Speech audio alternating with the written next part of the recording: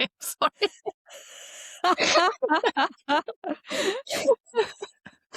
Okay. Okay. There are patterns moving through your life right now, some in the sky, some in your body, and some you were never taught to see. Welcome to Ground to Grow. My name is Aparna Majmudar, and I am a nature-informed coach and facilitator. And I'm Lili Lövei, a menstrual cycle coach and a yoga teacher. And in this season of Ground to Grow, we are going to talk about the seasons we move through and how they move through us.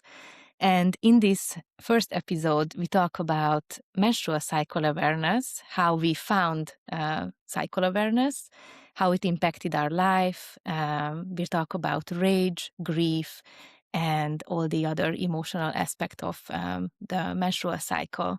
So let's dive in. Hi, Lily.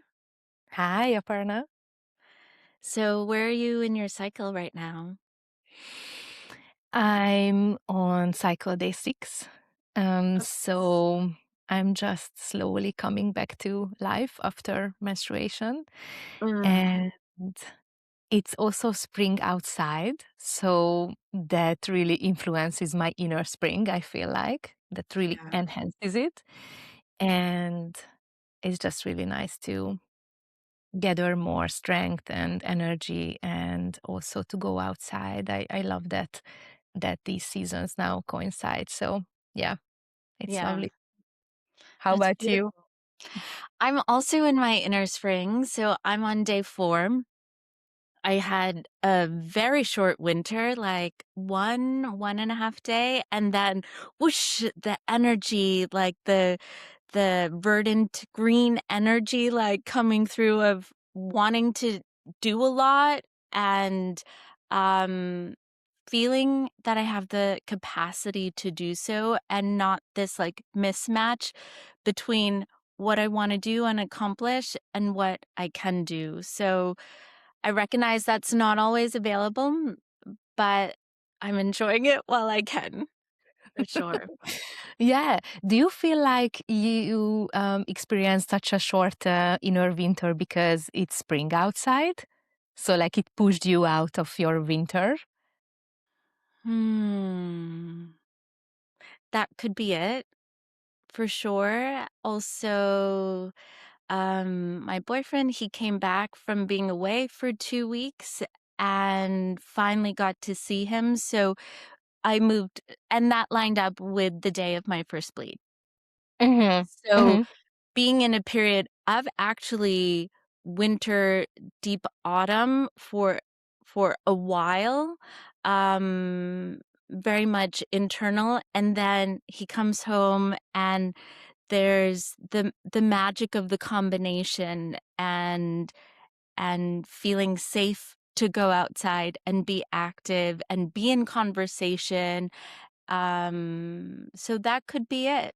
Mm-hmm. But it's something to pay attention to of like how the weather is outside and then the weather inside. And I notice, like, for example, if it's gray outside, I live in Denmark, that can prolong my autumn and my winter.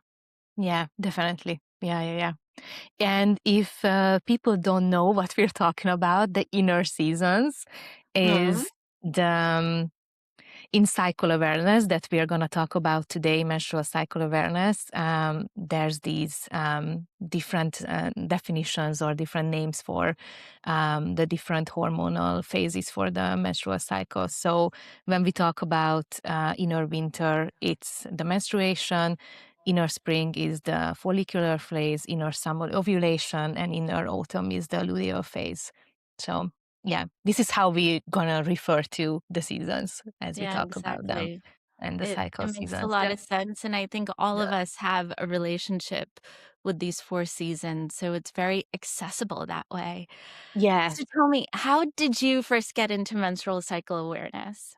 Yeah, long story. And it was like a really random story how I got into it. So it started with my love for journaling.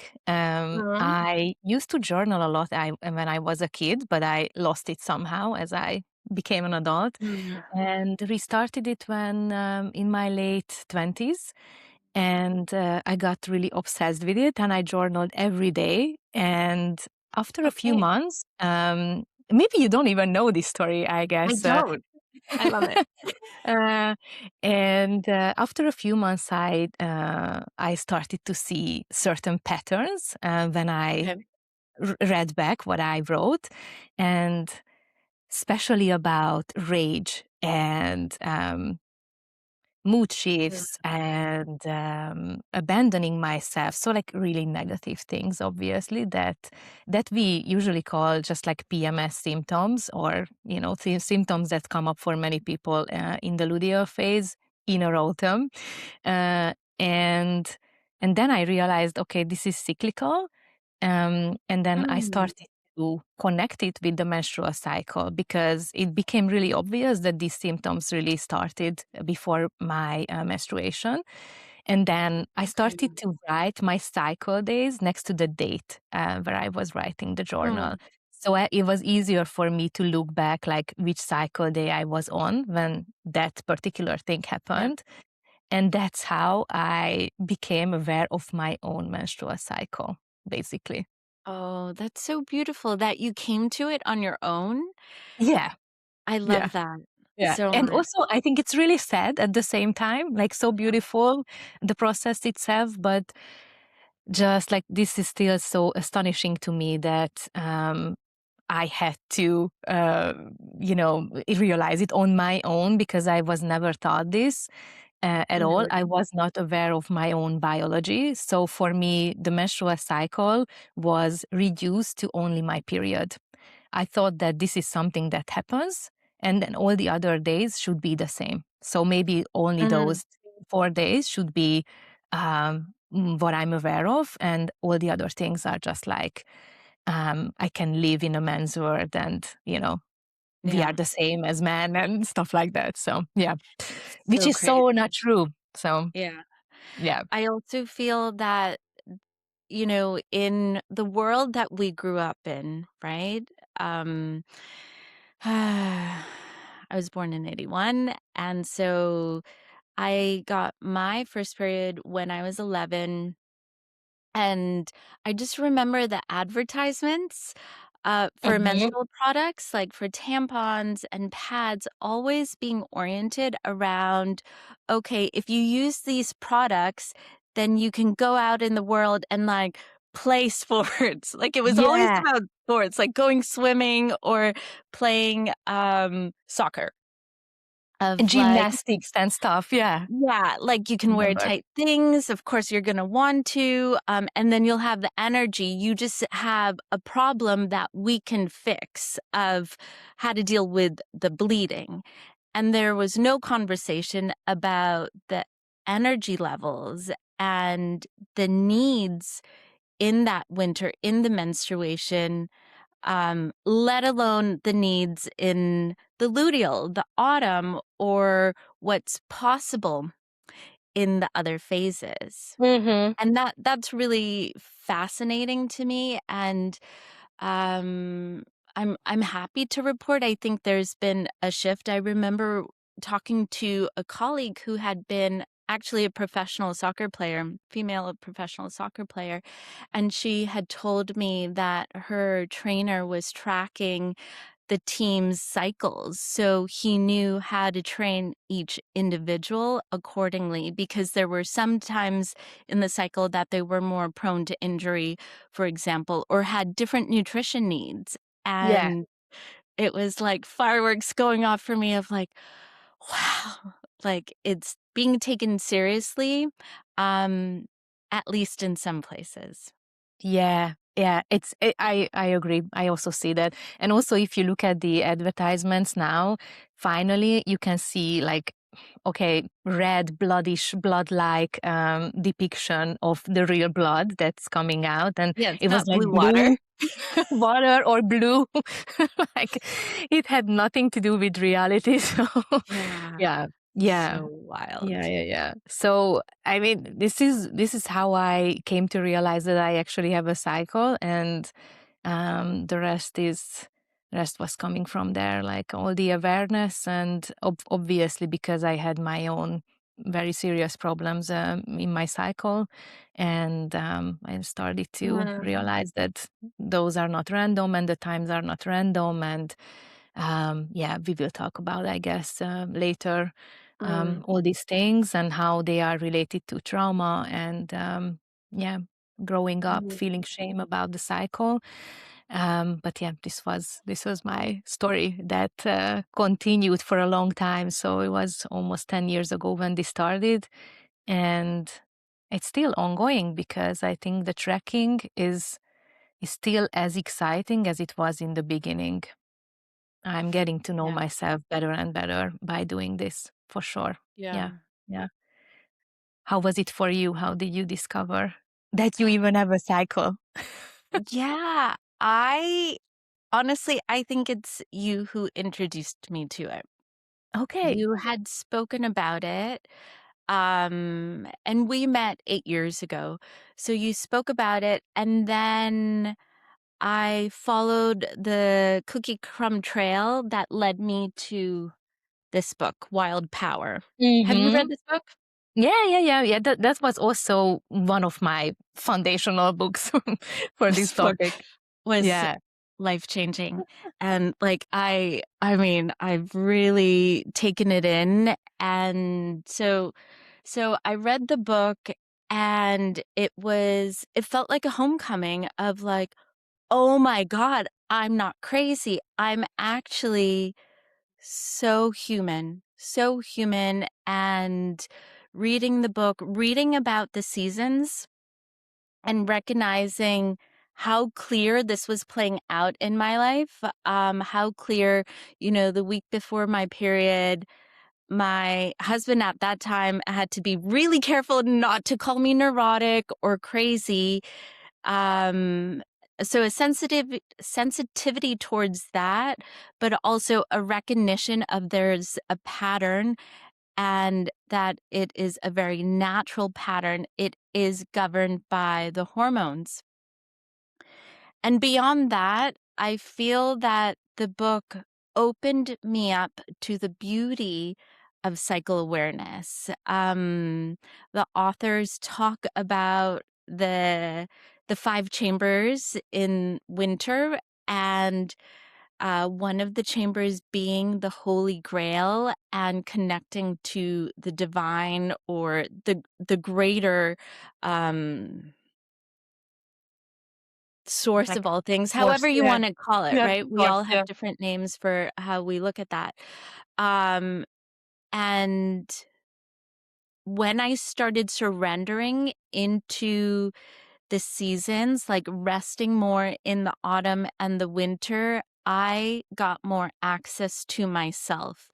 And so it was very natural to recognize like this is playing out in real time in my life. And I was also I was also journaling. I'm a lifelong journaler, so that helped being like, oh my god, day 27, there's always this shift and I hate everyone in the world.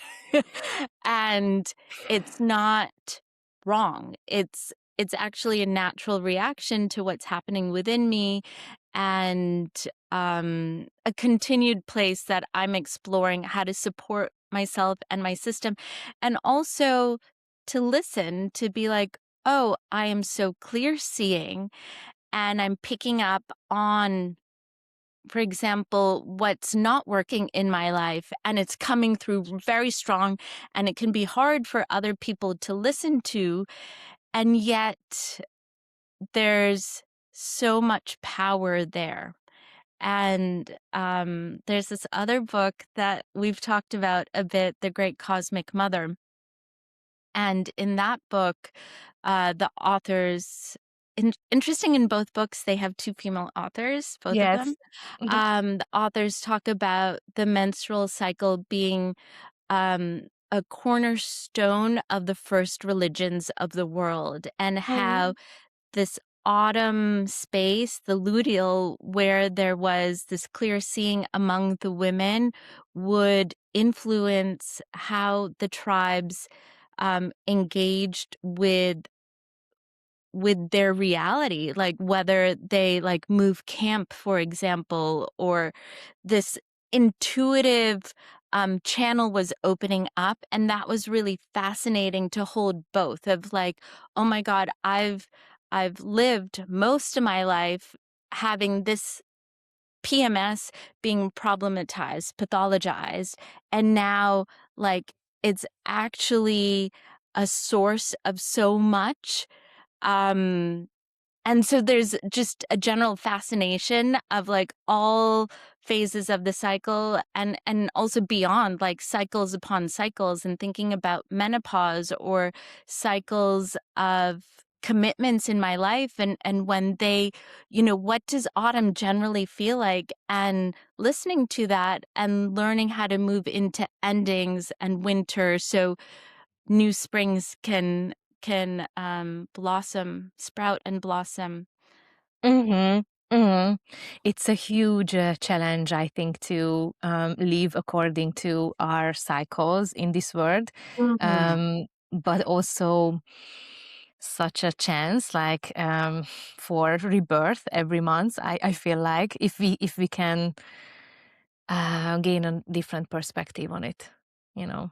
Yeah. Also, because there's a deliciousness, right? Like Yeah, it's part of it's for the joy of it, of like, ooh, what new thing might I want to birth? And it's not even conceptual. It's like it wants to come through, and then acknowledging the timing of things, of like, okay, I might not have energy right now in my season, but exactly. I know the other seasons are always gonna come, because there's always that constant movement. Mm-hmm. We don't live Exactly. in a static Yeah. world. Exactly. That it's something that you can rely on if you know it. So Yeah. if you track it and get familiar with your cycle, that it becomes a safety net for yourself. So you can always expect that, okay, the next season is going to come, or if it's really heavy, for example, the autumn or winter for someone, then spring would come eventually. Not eventually, but you know exactly like how many Spring days. always comes. Always comes, yes. Yeah. Yeah, There's pretty cool. actually this, like, koan, sitting quietly doing nothing, the grass grows and spring comes by itself. Yeah. And I find that a comfort. I don't think I necessarily relate to the sitting quietly, but definitely that spring always comes. The sitting quietly is always the hardest part. It's just like Right. this word is so much about go, go, go. So, Yeah. yeah, yeah, I think that's why this inner autumn is so challenging for many, many people. But I think there are different things to discuss here because inner autumn can be just a compass that shows you what's not working. I don't want to Mm. say what's wrong because it's more like an indication or yeah, what's something that you need to change? I think there are really clear signs. For example, maybe your nutrition, maybe your boundaries around other people, or how you hold your own boundaries. I feel like these are huge things that inner autumn shows us. And then once you start to listen, there's a really big opportunity there to grow and to be more yourself, I guess. Be more It's alignment so with yourself. Yeah, and to exercise agency. Right. Yeah. It's Yeah. so interesting you say that, because my last autumn, there was a number of, experiences where I was forced to, or not forced to, I was in situations of confrontation. And I know the world prefers, women being quiet and easy. And I think these opportunities and the practice of exercising, standing up for myself, has been so beautiful because I know it's not just limited to that one autumn. It's going to serve me for the rest of my life of like this is spiral work or um I think you know what I mean. Yeah, I do. I do. Yeah, yeah, Yeah, yeah. it's hard to It describe. it can have a huge effect. Yeah. Mhm. For your life. Yeah, for sure. Yeah. Not just for that autumn. Yeah, yeah, yeah, Yeah. yeah. There's so much to heal. I think there's so much. Mm, Hmm. hmm, how to say it? Like you really see what you need to heal in your life, in your Mm, inner autumn. I think. mm, Because like for example spring is um it can be such a happy period in our spring, and you wouldn't mm. even think about like okay what to heal or what are my traumas that I need to overcome or whatever, because you're just happy to live your life and that's okay. So every season has its place in the Yeah, puzzle. Yeah. I'm glad you say that because I agree. Like there's a difference in reactivity and acceptance in the different Mhm. seasons, and I'm really speaking about my own experience of myself and reflecting on how like when a certain type of event happens in the spring, might very easily have a very different reaction than if it happened in the fall or winter. Mhm. Um, and none of it's wrong. Like no reaction is right or wrong, but they're different opportunities um, of how to express oneself and how to be with the way things are versus to challenge it or I know I'm talking a bit broadly and maybe a bit vague, but in some cases removing myself from a room, from situations that don't serve me. Also because I have less energy in the autumn and Yeah. less just like interest. Le- less tolerance, I Less guess. tolerant. So it's Yeah. like not interested. And then there's that opportunity to actually be closer to myself of like, oh, I love my own company. I love journaling or cozying Yeah. up with a book or really just doing what I want to do as opposed to being outward facing. Yeah, I agree. Yeah, yeah, yeah. So interesting. And then what has changed for you since you started tracking and being aware? You So know everything. I Everything has changed. Okay, surprise me. What do okay. Maybe this is not gonna be surprising. I would say the main thing that's changed is the self-compassion. There's so much compassion for, those times and periods of, "I'm just not in the mood, I'm not interested." It's not even I can't, it's like I don't want to, and then giving myself, like, actually parenting myself and giving myself like, Aparna, you don't need to say yes to the project or the invitation.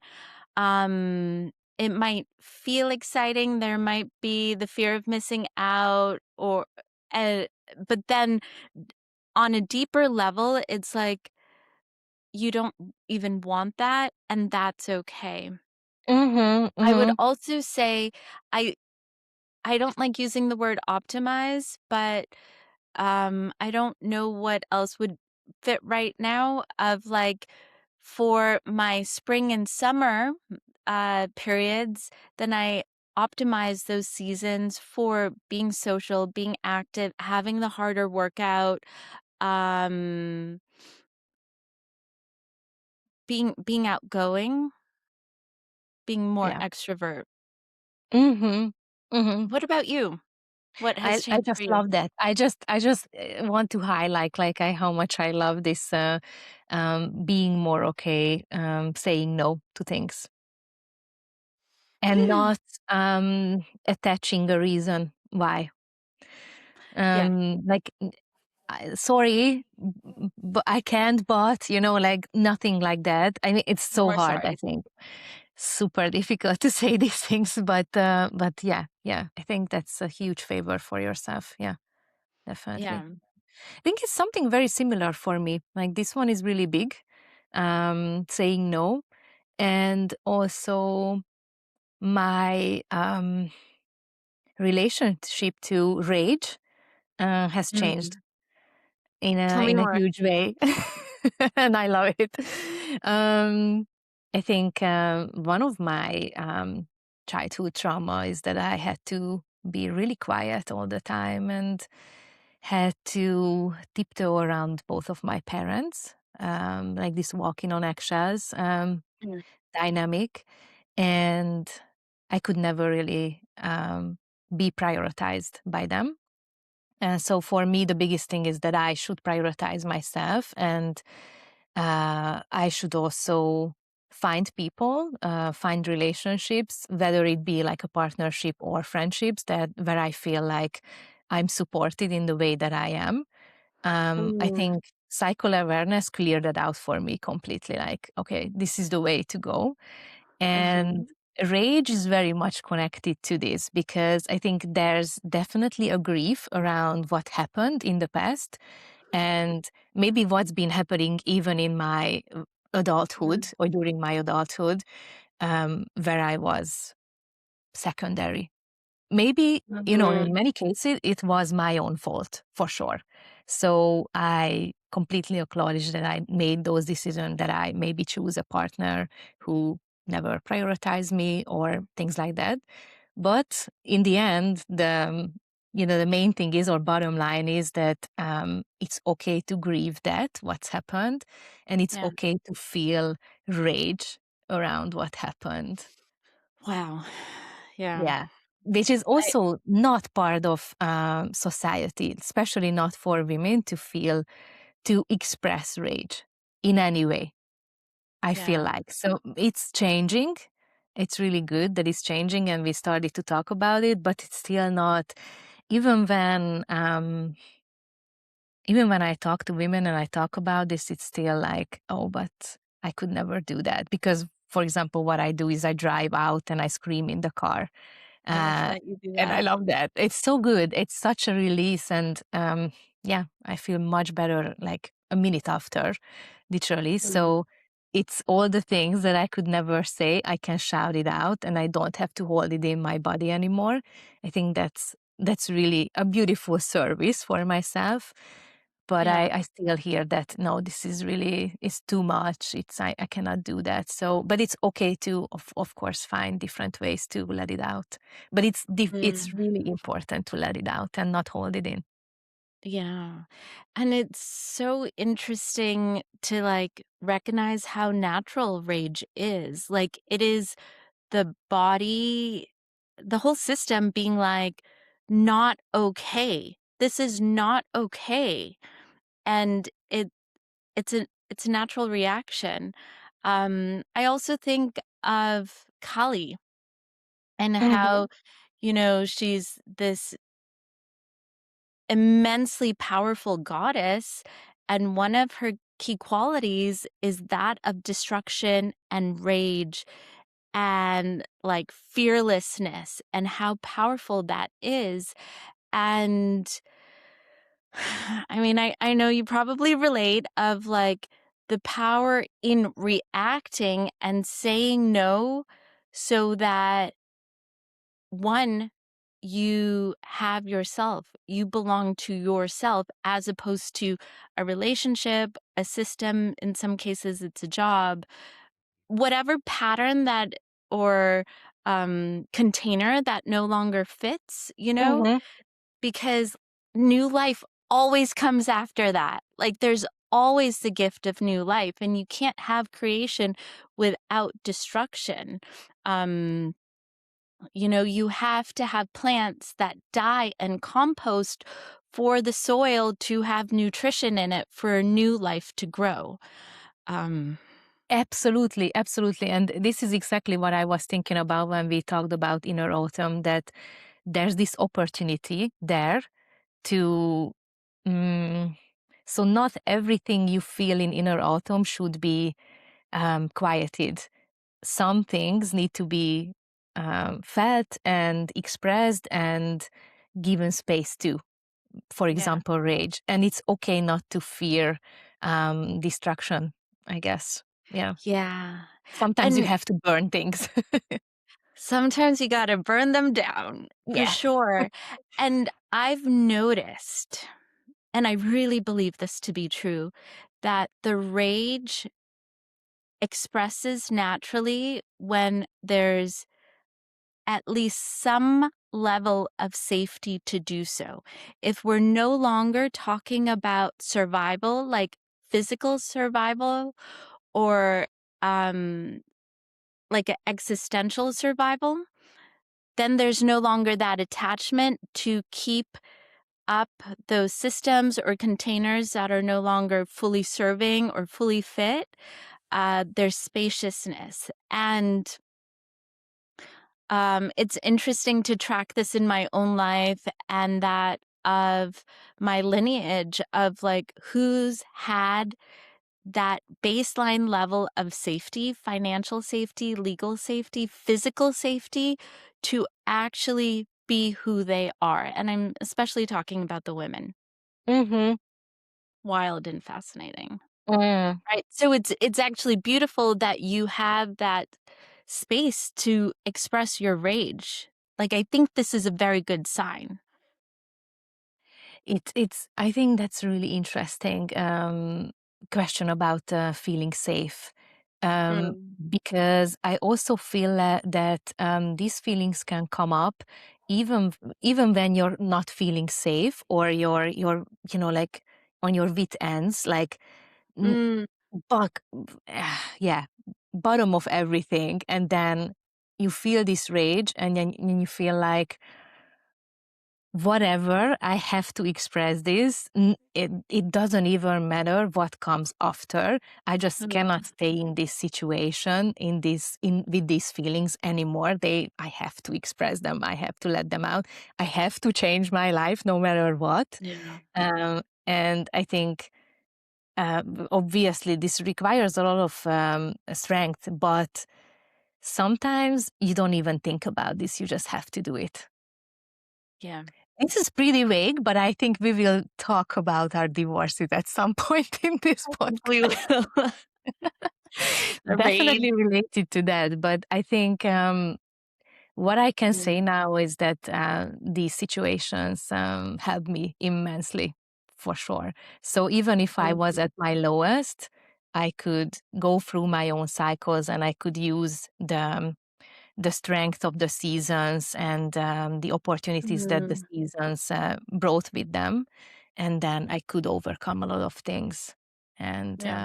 I could build something completely new then. And it's really, really beautiful. And I think the cycle itself had a really big role to play in this whole story, for sure. Yeah. Yeah, Absolutely. yeah. You It's also spoke about grief. And while I was reading Wild Power, I cried and I cried and I cried. I grieved for those more than 2 decades of being someone who menstruates who doesn't understand menstruation. Mhm. And I think that's another emotion and part of the human condition and human experience that has a place and has a purpose. And I I think one of my motivations of having these conversations with you and talking like more publicly about the menstrual cycle um, is honoring that grief and hoping that it can be of service. These conversations can be of service to other people and not just women, men too. And also in terms of how I raise my two daughters and my son, of sharing with them so that they don't have this lost wisdom, knowledge, Mhm. opportunity, that they don't call themselves crazy because their hormones are doing what the hormones are naturally supposed to do. Absolutely, absolutely. I feel the same way. Like this is hugely important to me to share. Yeah, about my own struggles and to be open about them. So, and then yes, to also discuss this grief that came with not knowing. And then I'm really hoping that like this next generation who maybe just started menstruating never have to go through it. But Mhm. we have a really big responsibility if you're aware of your own cycles, and I'm talking to anyone basically, Uh-huh. then I think it's a responsibility to share it with other people to some extent, maybe, just a little by little. Yeah. Yeah, I mean, I love that, we're in the time we're in that we can share it. Yeah. Our partners know where we are in our cycle. They're curious about it. My children are very aware, and that helps me explain what my life experience is, that like I need, for example, more rest right now, or I have more energy right now. Um, so I'm less mysterious and Mhm. uh perhaps unstable, but just a human being a human. I think it's huge that you don't have to go through it alone, Yeah. because we need companionship, and we need support from other people, may it be your kids or your partner. I think anyone should Mhm. share this experience to some extent in the family or within a unit or within even like friendships or a community, let's say, because then it's easier to navigate it. And it's super important for women not to feel alone with these experiences because, as you said, like you could think that you are going crazy, like literally crazy, and that you should check yourself in a hospital or whatever. And at Mhm. this, but you're just going through something that's actually natural. I mean, if you're suffering, that's not natural. So you Yeah. should look for help, but sometimes you don't even know where to look or who to ask. And that's a really big problem. Yeah. Yeah, and then there's that distinction between something that's a constant experience versus something that will pass because it's a season.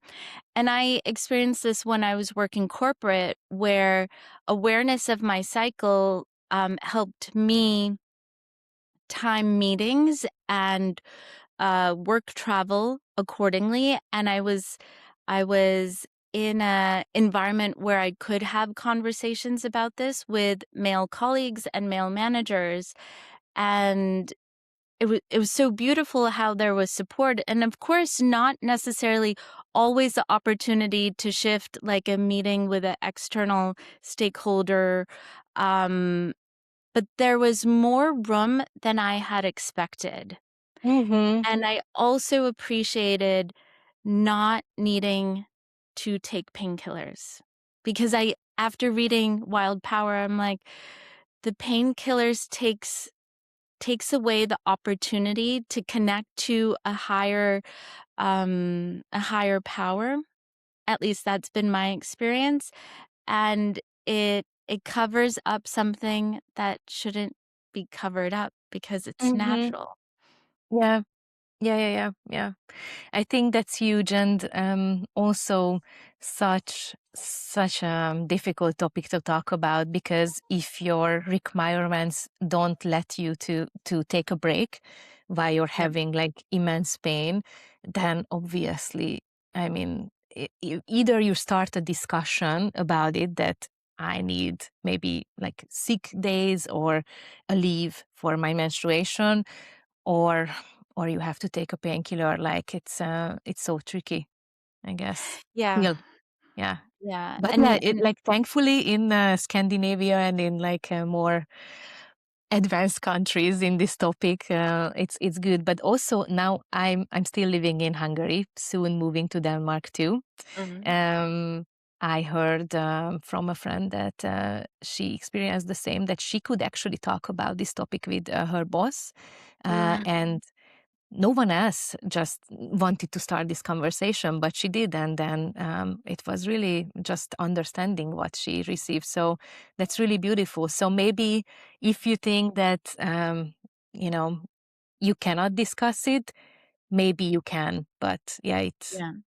yeah, And I bravery. totally acknowledge the shame I in Of course. having the conversation, and the desire to, like, not need something that's not already given, for example, in the workplace, right? It almost feels like asking for a privilege, um, and that's interesting, and in The Great Cosmic Mother, they talk about how, a lot of topics that were sacred, sex, menstruation, they've been made taboo. Uh, and I feel that's part of our process in being part of this transition team of let's take away the shame because it is actually very natural. It's very Hmm. human. Yeah, yeah, yeah. And we're not inherently wrong. We're not born wrong or like, you know what I mean? We just don't fit into the same form as men. We do not. And that's okay. So ideally, it should be a word that caters to both, I guess. Yeah, that Yeah. supports both fully. Yeah. Yeah. Yeah, Yeah. and Yeah. doesn't ask women to be small forms of Mm, men.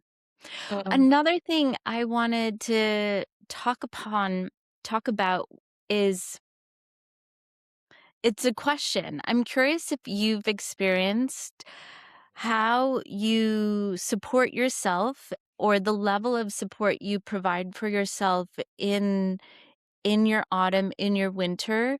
Does that play out or influence your spring and summer? Um, it does. It does. Mhm. And one example is that it's related to work. Um, that in the inner autumn, I feel very clearly what are the things that I don't want to do anymore. Um, and I pay attention to those things, like, for example, tasks or really work Mhm. related things, Mhm. or even like projects or type of clients that I don't want to work with. This is also included Mhm. in that field. And I really follow through because in the inner spring, I feel like I'm invincible and I can do everything and I can take on all the projects and it's gonna be fine because I can tackle everything that I want to.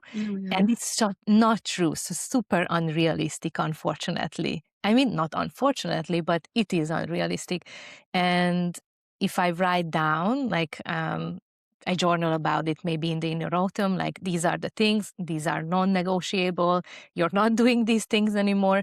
And I implement them in the next phase or like maybe throughout the next few cycles. I really see the difference that yes, I was right and it's okay to Mm. listen to my intuition. Yeah. So I think that Yeah. really supports me for sure, my energy. Yeah. Okay. I love that clarity Yeah. that Yeah. you're It's receiving. really hard to trust this clarity, I feel like in the beginning. So that's the problem that this is a process, this is a habit or something that you have to get used to or relearn. Um, it was always within you, but it was something that was not supported to listen to your intuition. I feel like that's just generally true. Yeah, I know what you mean. It feels like it's so easy for the mind to um make a case for like doing those things that intuitively you're like not interested, but you Mhm. don't necessarily have a reason or a a well-formed explanation of why Yeah. you're not interested. But I think we're picking up on a lot of information like energetics um and more than that, that our mind like isn't best placed to determine um how we should commit ourselves or not commit Mhm. ourselves to certain Mhm. tasks or activities. Yeah, I think the body knows better Mhm. most of the time. Mhm. Yeah. And it's all about listening to the body. Yeah. And yeah, like I cannot take anymore or it's the similar thing that maybe I don't want to socialize that much in the luteal, and then I can say no, as we talked about. That's also okay. Mm, but for example, what's something interesting that in the luteal, I like to mm, exercise wise, I like to do harder things. Mm. Because I feel like that also supports this letting go of rage and feeling the Ah, rage and all this stuff. So, yeah. okay.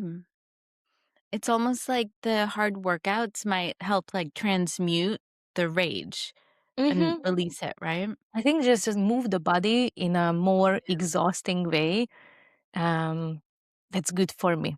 And I just realized it like a few months ago. So you always learn something new. So maybe what I want to say with this that there are these assumptions like what to do in the in your inner spring, what to like what workouts, what foods, like all these infographics that you see um, Mhm. are very generalized, and you should just listen to your own body and your own intuition, and it will tell Yeah, you what to do. Yeah, yeah. yeah. I totally agree. There's no one size fits all of how to, really, address what each of us is going through.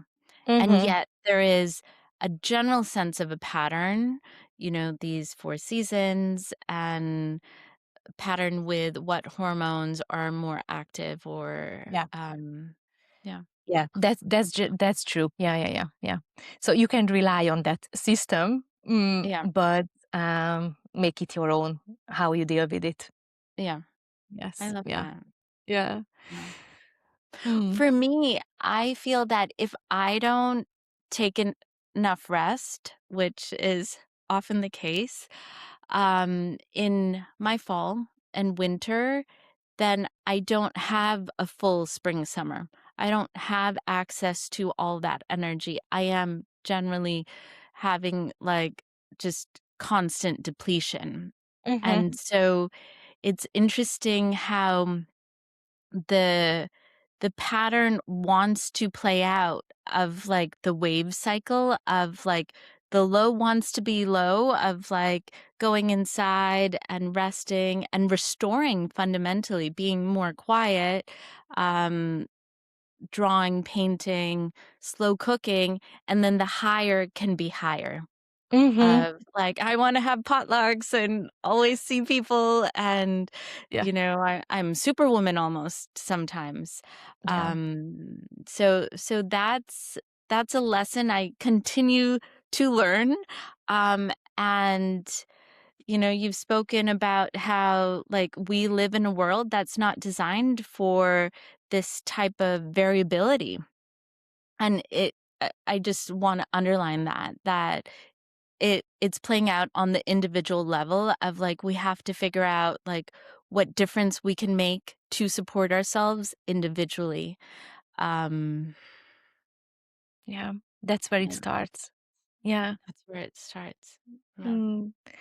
So if you're listening and you want to start tracking your cycle, um, in the description you will find a link to a download for a cycle wheel that is super easy to get started to track with. You can print it, you can put it on your Mhm. fridge so your partner can also see where you're at in your cycle, and it's free. So please feel free to use it. And of course, there are other ways to track it. As we mentioned, journaling. It's a big Mhm. one. If you're really into journaling, then you can start with that. And also, there are some apps you can use that are also Mhm. great. And there will be some examples in the descriptions for that too. So just start, and That you sounds can great. see really big changes and patterns in a few months. So I can encourage everyone to do that. Yeah. Yeah, I love that. I'm a analog girl often, so I do it in my journal. Yes. And that way I can, like, draw or, yeah, add colors to it and Hmm. just express, Yeah. more fully. That's I beautiful. Yeah. I also have an invitation for our listeners, which is to track one thing for at least 4 to 6 weeks. And there's so many examples. I think tracking the moon is really interesting to notice how the phase of the moon can influence us on a daily basis. But there's also tracking the sun, like noticing the difference in sunrise day after day and sunset, and being more in tune with the natural world. And one other example, and I know there are infinite examples of what one can track, is to track a bud on a branch, a tree, a plant, a bush, and watch it open up. Beautiful. And whatever season you're in, go outside and yeah, just check in with nature, I guess. Right? Yeah. Yes. Always. Always. Always. It's Because good for you. it's playing through us. It's moving through us. And it it creates a lot of harmony to then also move through it, Yeah. and one gets that sense of rhythm. Mm, I love Thank that. you for this beautiful Yeah. conversation, Lily. Thank you so much. And looking forward to the next one. Me too. Mm. Bye for now, everyone. Bye.